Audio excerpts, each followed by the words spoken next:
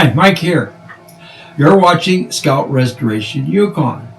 In this video, wiring reality check, all the wiring on my Scout is connected. I can begin testing, diagnosing, and fixing the inevitable wiring problems.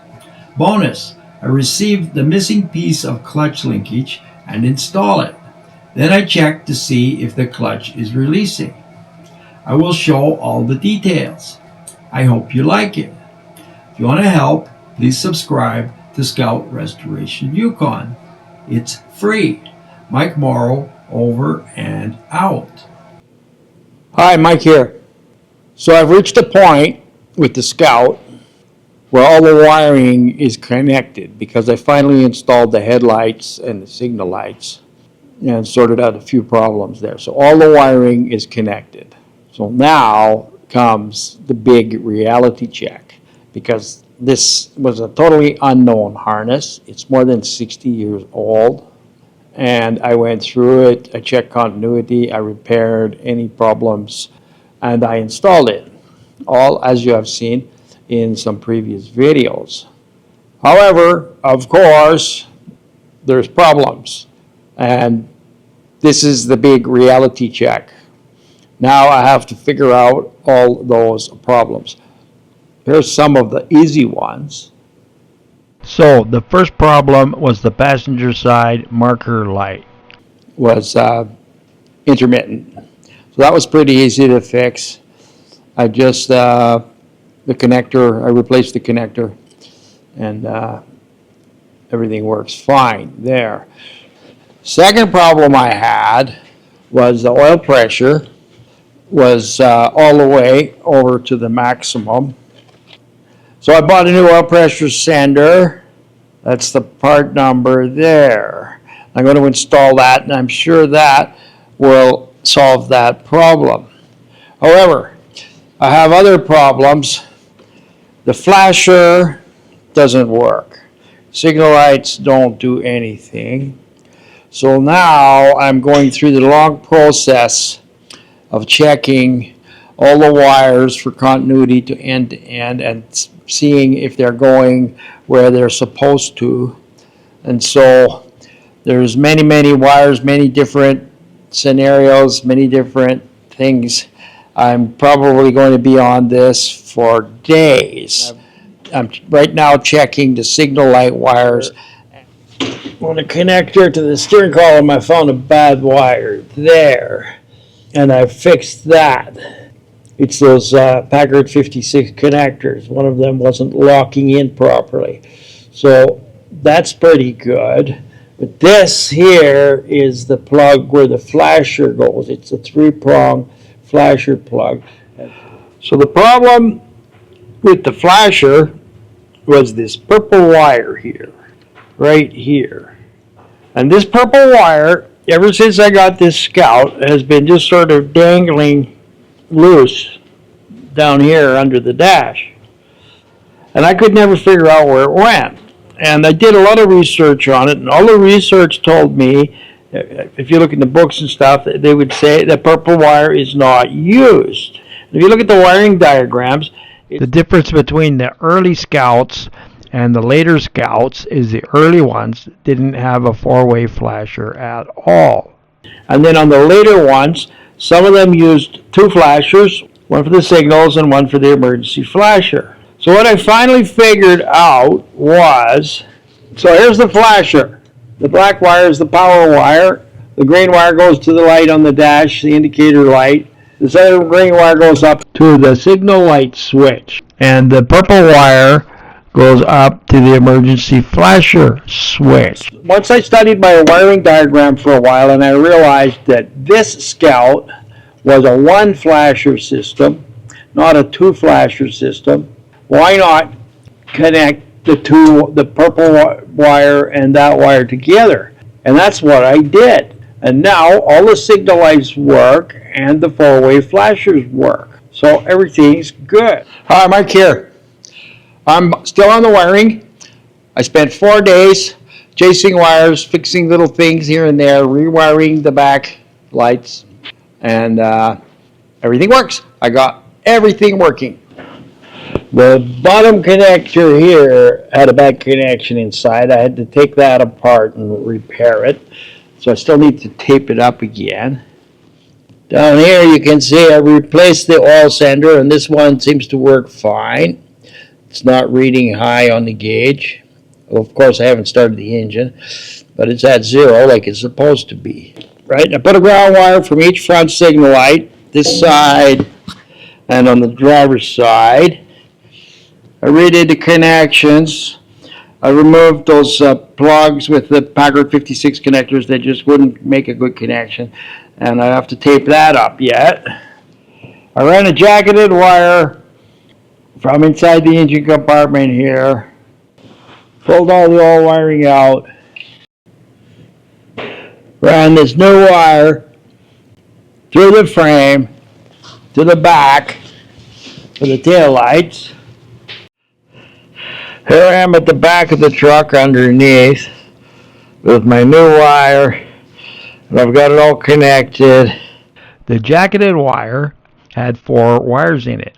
I did not use the white wire, but I've left it exposed at each end of the harness so that it can be used later for something like a backup light, for example.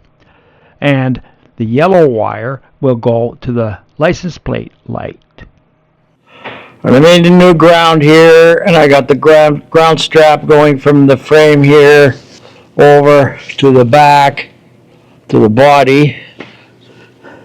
So it's all new wires going to the tail lights. Here you can see the ground wire that I have screwed to each tail light bucket. Now I've taped and tidied up all the wires, so everything's tucked away out of the weather, ready to go. So I've taped up and tidied up the headlight and signal light wires on both sides of the Scout. Looks pretty good. Attention fellow Scout enthusiasts. Thanks for watching. I hope that you're getting useful insights from my videos. If I can earn 1,000 subscribers, I will be able to create Scout videos for a long time. Please like and subscribe so that we can continue this journey for years to come. I will show all the details. Over and out. So I'm pretty happy everything is working except for one thing. So the front lights all work. Headlights, high beam, low beam, flasher, signal lights, emergency flashers, parking lights, that all works. Inside the cab, everything's working. The switch for the heater works. There's power to the heater fan. The cigarette lighter works. All the dash lights work. The only thing that doesn't work is the left rear signal light. These are the stop turn signal wires here going to the back. So I come back to here and there's no power here for the left rear signal light. So then I go back to the signal light switch, and it's the brown wire is the left turn rear, and there's no power. It's underneath the signal light switch, this wire. It's on the bottom of it, and there's no power coming out on the left turn rear signal. So the problem is the signal light switch. So what I've done is I've ordered a new signal light switch and a new 4-way flasher switch and a top steering column bearing. Because if I've got to take all that out, I may as well change the steering column bearing while I'm here. So that's as far as I can go on this job until I get some parts. This is the original clutch linkage that came with my Scout. They were able to fabricate a piece of linkage like this because they deleted the mechanical fuel pump and they had an electric fuel pump mounted on the frame. Really crudely made, and there's no way it can work because there's no room for this with the mechanical fuel pump. After looking everywhere and contemplating just fabricating the linkage myself, which I can easily do, but it may take several tries. Of course, I could have made it adjustable, but I had nothing to copy, so starting from scratch, it would be quite difficult and time consuming. So anyway, Rod at Scout Plus sent me a picture of another Scout that has the same setup, linkage setup as mine, which is actually quite unusual because just about every Scout I see is different. That's the way International did things. But anyway, I got this linkage from Rod of another Scout like mine with a 4-speed with the same clutch linkage setup. And I just checked it out and it's perfect. Of course, it was yellow when I got it and all dirty and everything. And I took it down to bare metal, primed it with etching primer, and then painted it with semi-gloss black paint. So now I'm going to go and install this in the Scout. I will now attempt to put the linkage onto the cross shaft on the bell housing first. So I've already put a pin in there with some never sees on it.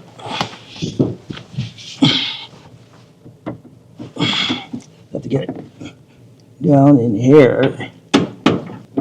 Have to get it on the other linkage first.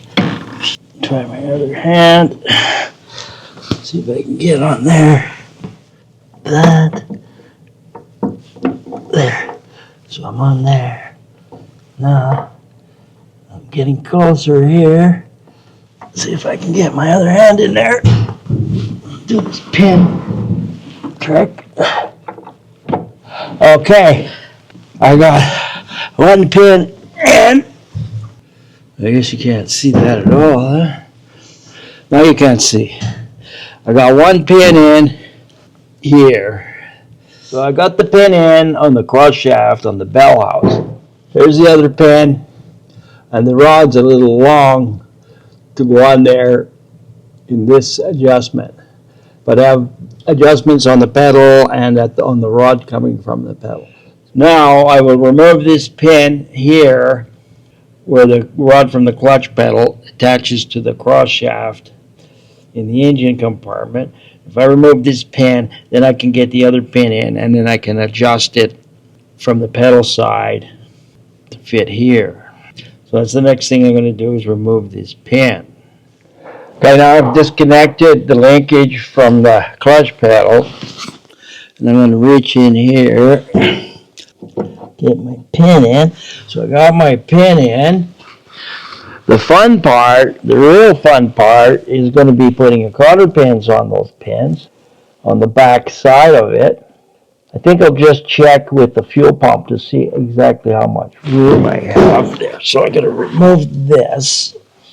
So just try this fuel pump, because possibly I could put that pin the other way around. I now see that there's plenty of room there to put the fuel pump on, so I can turn that pin around and get it in from the back side. That's not going to work. So I'm going to have to try to get the cotter pin on there blind.